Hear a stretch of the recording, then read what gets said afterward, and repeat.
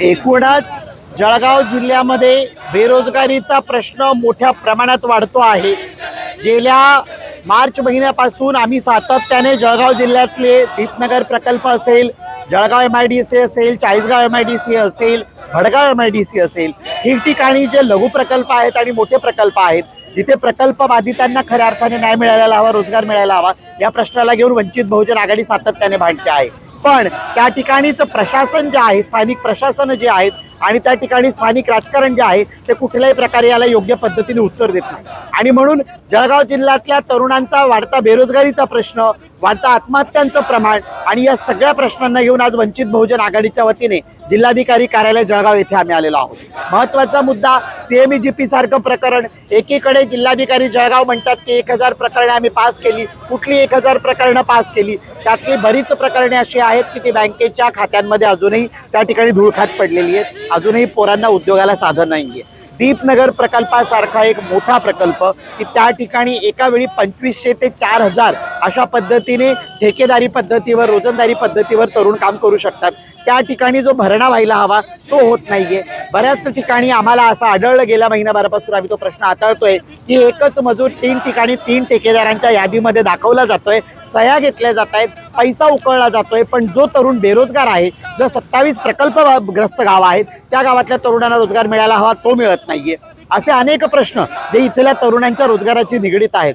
जळगावची MIDC कुणी पळवली, का म्हणून ती अंबडमध्ये गेली, कुणी का कशासाठी? जळगाव जो की नैसर्गिकदृष्ट्या समृद्ध आहे, इथे केळी आहे, इथे कपाशी आहे, इथे सोयाबीन आहे, इथे ऊस आहे, गिरणा, पूर्णा, तापी, हतनूर एक सोडून इथे छोटी मोठी प्रकल्प पकडता 32 छोटे मोठी धरणे या जिल्ह्यात आहेत की त्या ठिकाणी प्रचंड मुबलक पाणी आहे। मग MIDC का नाहीये?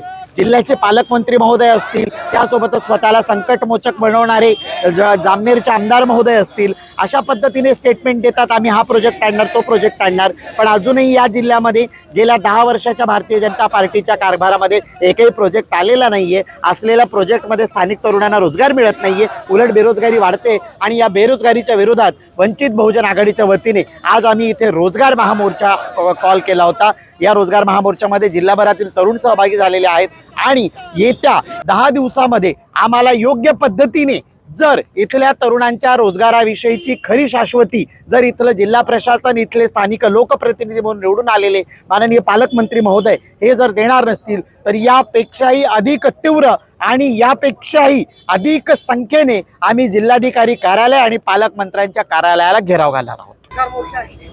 आज भर पावसामध्ये संपूर्ण जिल्ह्यामधनं बरेचसे युवक आपण बघत आहोत की रोजगारासाठी इथे आलेले आहेत मोर्चासाठी।